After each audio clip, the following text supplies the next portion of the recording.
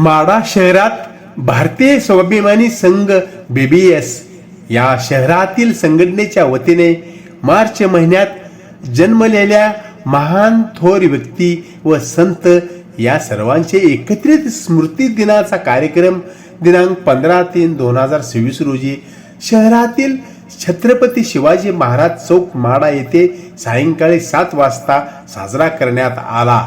अशा थोर महान व्यक्ती व संतांच्या स्मृतींना आठवणीत आणताना छत्रपती राजाराम महाराज, राष्ट्रसंत तुकाराम महाराज, क्रांतिज्योती सावित्रीबाई फुले, मराठा नेते अण्णासाहेब पाटील, चक्रवर्ती अशोक सम्राट, बडोदा नरेश सयाजीराव गायकवाड महाराज, बहुजन नायक काशीरामजी, राजे मल्हारराव होळकर, स्वराज्य संकल्पक शहाजीराजे भोसले, श्री संत बाळूमामा आदनापूर, राष्ट्रसंत सेना महाराज अशा 11 महान थोर व्यक्ती व संतांचे स्मरण या प्रसंगी करण्यात आले. या प्रसंगी माढा शहरातील मान्यवर उपस्थित होते. अशा या उपस्थितांपैकी या कार्यक्रमाचे मुख्य व्याख्याते मान्य डॉक्टर विक्रम कांबळे सर तसेच प्रबोधनकार सुभाष मारकड उपस्थित होते.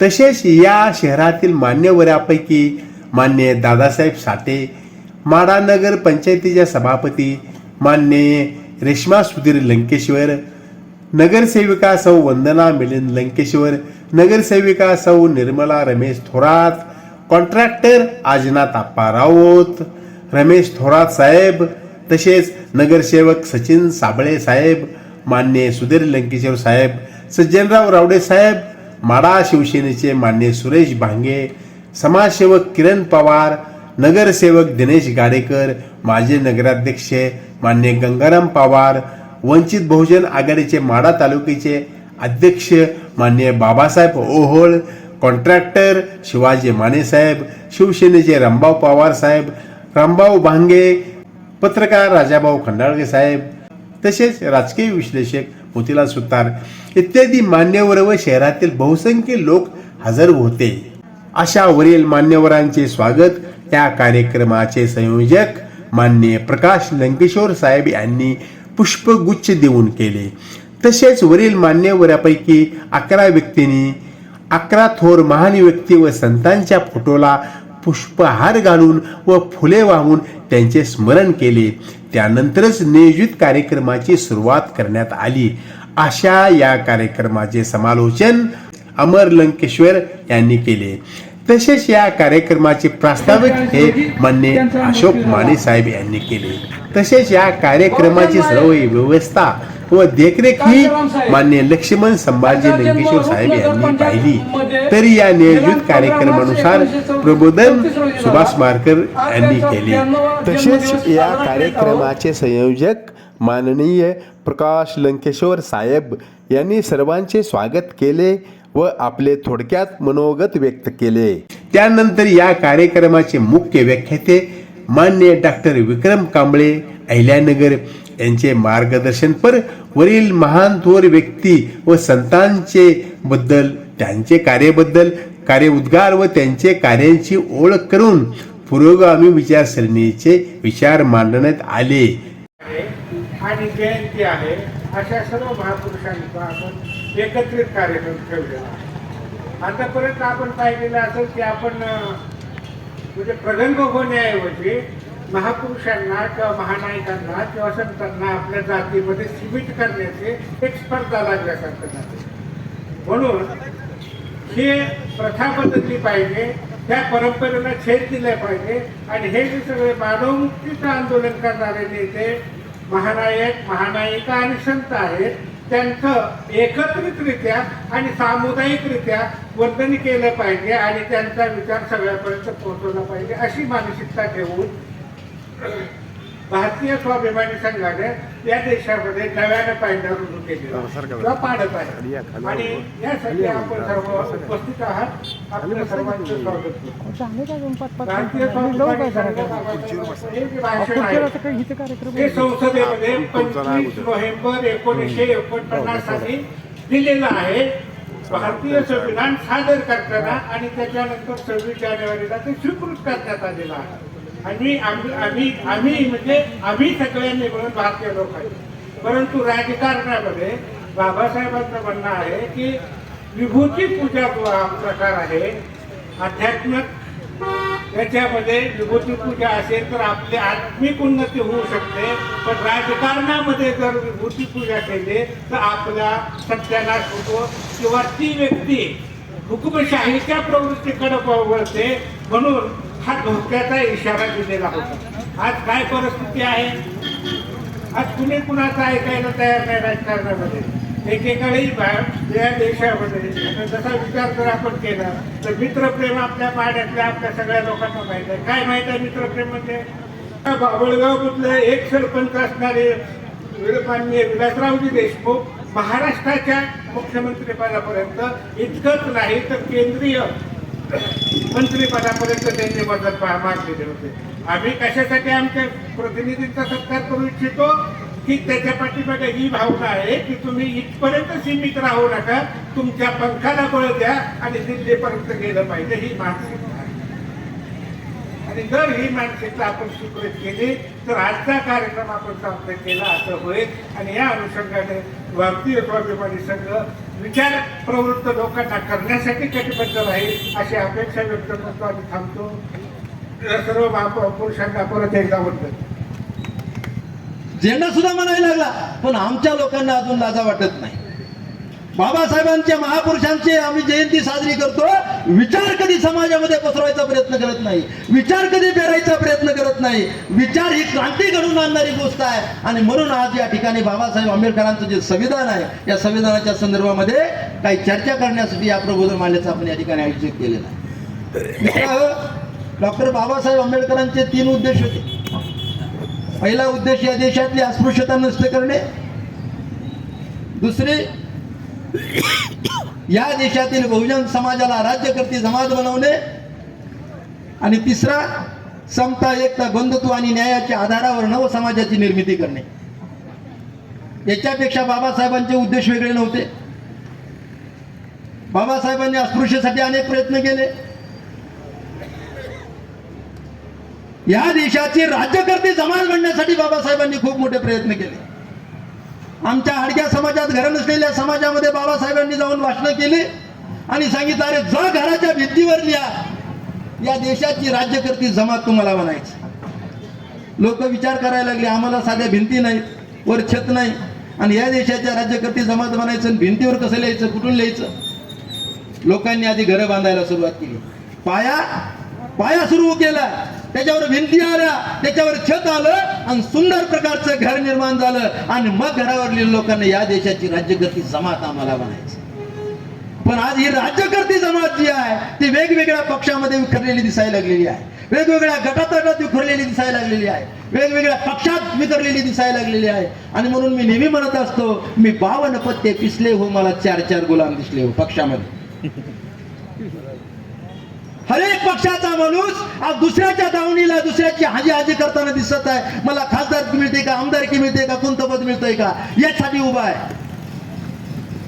एवढ्या मोठ्या तुकड्यातला हर एक माणूस नेता तो काय म्हणतो, मी 52 पत्ते पिसले हो, मला 4-4 गुलाम दिसले हो. कुणी राष्ट्रवादीत घुसले हो, कुणी काँग्रेसमध्ये जाऊन नाचले हो, आता भाजप सेनेशी फसले हो. मी 52 पत्ते पिसले हो, मला 4-4 गुलाम दिसले. अशी गुलामाची प्रचंड फळी समाजामध्ये निर्माण झालेली आहे. हे का झालं तर बाबासाहेब आम्ही फक्त काय केलं, ऐकला, पुढे नेण्याचा प्रयत्न केले नाही. आणि म्हणून बाबासाहेबांचे जे विचार आहेत हे विचार आम्हाला समजून घेणं अतिशय महत्वाचं आहे. डॉक्टर बाबासाहेब आंबेडकरांनी जे संविधान लिहिलं त्या संविधानाच्या संदर्भामध्ये भारतीय संविधान जर तुम्ही पाहिलं असेल, त्या संविधानाचा कलम क्रमांक 1 पहा, पहिलंच कलम. त्या पहिल्याच कलमामध्ये बाबासाहेबांनी सांगितलं, उद्याच्या काळामध्ये काही लोक येतील, काही म्हणत बसतील, तसं न होता या भारत देशाचं नाव भारतातल्या कलम क्रमांक 1 मध्ये फिक्स झालेलं आहे. काय झालेलं आहे की Bharat is India, India means Bharat. हा जो माझा देश आहे, या देशाचं नाव भारत आहे. तो एक संघ गणराज्य देश आहे. याच्यात अनेक जाती आहेत, अनेक धर्म आहेत, यात अनेक पंथ आहेत. याची कुणाची मक्तेदारी नाही. अनेक जाती धर्मांनी नटलेला हा माझा भारत देश आहे. या देशामध्ये 85,000पेक्षा जास्त जाती आहेत, 17 धर्मापेक्षा जास्त धर्म आहेत.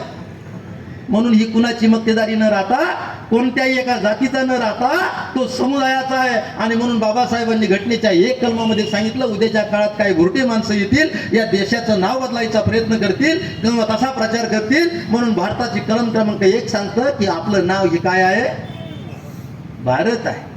आज या भारताचं नाव वेगळ्या पद्धतीनं बातम्यातून घेणारे किंवा भाषणातून घेणारे माणसं काय म्हणतात का हिंदुस्थान आहे.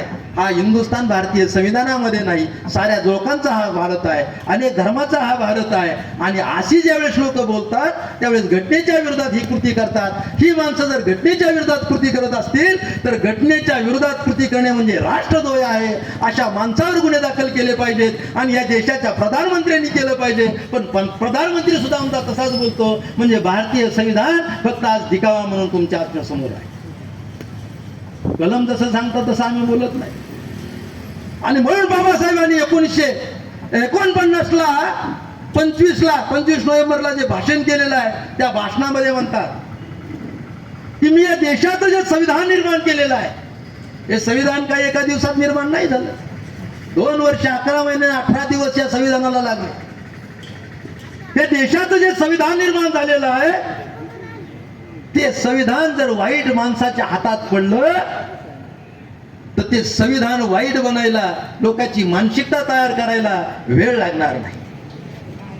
पण हे जर संविधान चांगल्या माणसाच्या हातात पडलं तर या न्यायाचं न्याय मंदिर उभा राहील. बाबासाहेबांचं भाषण, संविधान कितीही चांगलं असू द्या पण वाईट माणसाच्या हातात पडलं तर वाईट मेसेज जाईल. संविधान कितीही वाईट असू द्या पण राबवणारी जर माणसं प्रामाणिकाने चांगलं असतील तर संविधान चांगलं ठरेल. हे बाबासाहेबांचं 1949चं भाषण आहे. आज काय बघा तुमच्या डोळ्यासमोर, आम्ही या देशामध्ये असंख्य माणसं पूर्वीच्या कालखंडामध्ये बहुजन समाजातल्या अनेक माणसांनी तिरंगा झेंड्याचा सन्मान केला. पण काही लोकांनी या तिरंगा देशाचा अपमान केला.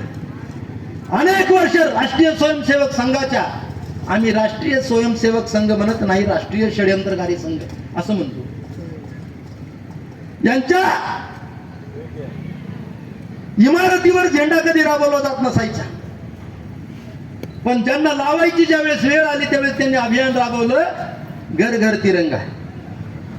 आमच्या घराघरामध्ये तिरंगा गेला. जर घर घर संविधान नावाचं अभियान राबवलं गेलं असतं तर प्रत्येकाच्या घरात संविधान गेलं असतं आणि प्रत्येकाला कायद्याची माहिती झाली असती, कायद्याने माणसं ज्ञानी झाली असती, कुणावर अन्याय अत्याचार झाले नसते, या देशातला सक्षम नागरिक उभा राहिला असता. आजही देशाच्या स्वातंत्र्याच्या इतक्या कालखंड 80 वर्षाच्या कालखंडामध्ये भारतीय लोकांच्या घरामध्ये संविधान नाही. किती लोकांच्या घरामध्ये संविधान नाही?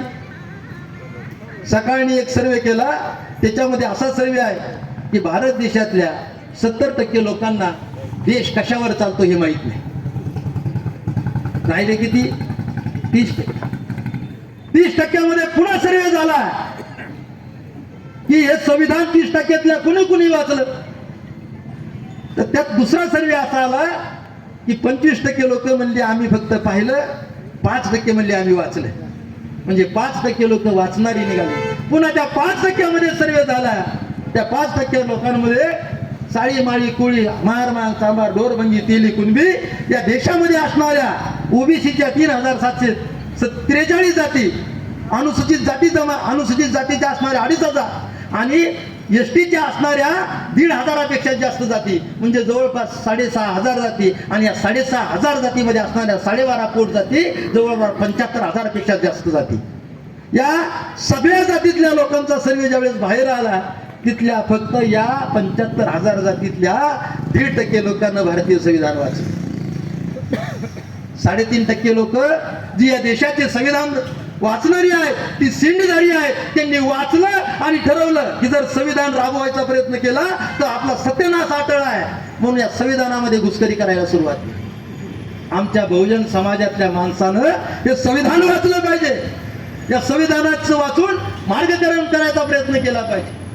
आमच्या भारत देशामध्ये भारताचं जे प्रियांबल आहे, पहिलं पान आहे, ते पहिलं पान पहा तुम्ही. भारताच्या संविधानाच्या पहिल्याच पानावर असं लिहिलेलं आहे की भारत हा सार्वभौम आहे. बरोबर आहे. सार्वभौम याचा अर्थ काय? भारत सार्वभौम म्हणजे स्वतंत्र आहे. हा कोणत्याही देशाचा मांडलिक नाही, हा कोणत्याही देशाचा गुलाम नाही. 1947 ला ट्रान्सफर ऑफ पॉवर आलं, सत्तेचं हस्तांतर झालं, एक सत्ताधारी निघून गेले, दुसरे सत्ताधारी आले आणि या सत्ताधाऱ्यांनी संविधान राबवायला सुरुवात केली. त्याच्यामध्ये 52 ला संविधान लागू, 1950 ला संविधान लागू झालं आणि त्याच्यामध्ये सार्वभौम शब्द आला. देश कुणाचा गुलाम नाही. आज परिस्थिती अशी आहे, आम्हाला जर तेल विकत घ्यायचं असलं तर विचारावं लागतंय ट्रम्पला. ट्रम्प वाचतं ना आपण त्याला, विचारावं लागतंय रशियाकडून खरेदी करू का? काय आमचा भारत स्वतंत्र आहे काय? आम्हाला आमच्या शेतमालाचा मार्केटिंग करायचा अधिकार नाही, तो अमेरिकेने हिसकावून घेतलेला आहे. राज्यकर्ते जमातीनं तेल कंपन्या विकून टाकलेल्या आहेत, खाजगीकरण झालेलं आहे. राष्ट्रीय सरकारनं विमानं विकून टाकलेली आहेत, सहारा विकून टाकला, रेल्वे विकून टाकली. मोठमोठ्या ज्या स्थानिक स्वराज्य मोठमोठ्या संस्था त्या देशातल्या स्वयंपूर्ण होत्या त्याचं खाजगीकरण झालेलं आहे. आणि आज आम्हाला निर्णय घेण्याची जर वेळ येत असेल तर 15,000 किलोमीटर अंतरावर असणारा जो देश आहे त्या देशाच्या पुढे आम्हाला नाचावं लागतंय. काय आमचा भारत देश भारतीय संविधानाच्या प्रिअम्बल मध्ये सार्वभौम नावाचा लिहिलेला आहे, तसं आहे काय? वाटतोय का तसं आम्हाला? इतकी भयानक परिस्थिती आहे. आज गॅसची टाकी घ्यायला जा, 930 रुपयाला मिळणारी गॅसची टाकी काळ्या बाजारानं 1500 रुपयाला विकायला लागलेली आहे. गॅसचा तुटवडा, भयानक परिस्थिती आहे. आमचा भारत हो जो प्रिअम्बल आहे त्याच्यामध्ये पुन्हा लिहिलेला आहे धर्मनिरपेक्ष. आमचा भारत काय आहे? धर्मनिरपेक्ष आहे. धर्मनिरपेक्ष या भारत शब्दाचा अर्थ काय होतो की या देशाचा कोणताही एक धर्म असणार नाही. राज्यकर्ती जमात कोणती बी सत्तेवर येऊ द्या, त्याचा कोणताही एक धर्म असणार नाही. राज्यकर्ती जमात कोणत्याही धर्माचा पुरस्कार अथवा तिरस्कार करणार नाही. आज काय परिस्थिती तुम्हाला दिसते पहा. आज काय परिस्थिती आहे? धर्मबंदी आहे, प्रचारबंदी आहे, सगळं. कुणी बोलायचं सुद्धा नाही विरोधामध्ये. आमच्या भाषण स्वातंत्र्यावर गदा आहे, संचार स्वातंत्र्यावर गदा आहे. भारतीय संविधानाची इतकी भयानक परिस्थिती आज आपण आपल्या डोळ्यानं पाहतोय. धर्मनिरपेक्ष आम्हाला कुठं दिसत नाही. आम्हाला जर धर्मव्यवस्था राबवायची असेल तर म्हणतात बघा धर्माचा प्रचार कुठं चाललेला आहे का? राज्यकर्ती जमात जाऊन रामाच्या पुढे अभिषेक घालायला लागलेली आहे, रामाच्या जाऊन पूजा करायला लागलेल्या आहेत मंदिरामध्ये. काय पंतप्रधानाचा धर्म असतो काय? असतो काय धर्म? अशी भयानक परिस्थिती या देशामध्ये निर्माण झालेली आहे. दुसरं बघा, भारतीय प्रिअम्बल ज्या भारताची प्रस्तावना आहे ती पडताळून पाहण्याचा प्रयत्न केला. आम्ही भारतीय लोक, सुरुवातीला शब्द आहे आम्ही भारतीय लोक. आमच्याकडे सगळे पोथी पुराण आहेत, 18 पुराण आहेत, स्मृती आहेत, भगवद्गीता आहे, रामायण आहे, महाभारत आहे. या सगळ्यांची सुरुवात श्री गणेश शाहीन मान होते. कुठे महाराज? बरोबर आहे का? त्याची सुरुवात होते. भारताचं संविधान हे काही देवासाठी नाही, कोणत्या धर्मासाठी नाही. भारतीय संविधानाचा एक स्वतंत्र धर्म आहे जो फुलेंनी आम्हाला सांगितला. खरा नीती हाची मानवाचा धर्म, बाकीचे अधर्म ज्योती म्हणे. जातीभेद धर्म मानवा नसावे, सत्याने वागावे ईशासाठी. हा धर्म आम्हाला सांगितलेला. म्हणजे या देशाचं संविधान, या संविधानाचा धर्म मानवता आहे. आणि या मानवता धर्मामध्ये 2 जाती आहेत, एक स्त्री आणि पुरुष, आणि त्यांची जात आहे मानवता. आम्हाला या गोष्टी सांभाळल्या पाहिजेत. आम्ही जे जे साहित्य वाचतो विचाराचं परिवर्तनाचं, त्याच्यामध्ये एकता आणि मानवता धर्म दाखवलेला आहे. आभाळाची आम्ही लेकरे, आभाळाची आम्ही लेकरे, धरती माता माई.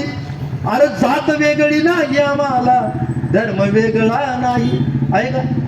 माणूस म्हणून जगायला धर्माची आवश्यकता नाही, माणूस म्हणून जगायला कोणत्या देवाची आवश्यकता नाही. आम्ही माणूस आहे. आणि माणसाला स्वतःचा जर उद्धार करायचा असेल तर आमचे महापुरुष म्हणतात स्वयंदीप भव, आत्मदीप भव. स्वतःचा प्रकाश स्वतः बना. तुमच्या जीवनामध्ये दुसरा माणूस येऊन ढवळढवळ करणार नाही, दुसरा माणूस प्रकाश पाडणार नाही. तिल माही तेल है, चकमक में है आग, तेरा मालिक तू ही, जाग सके तू जाग.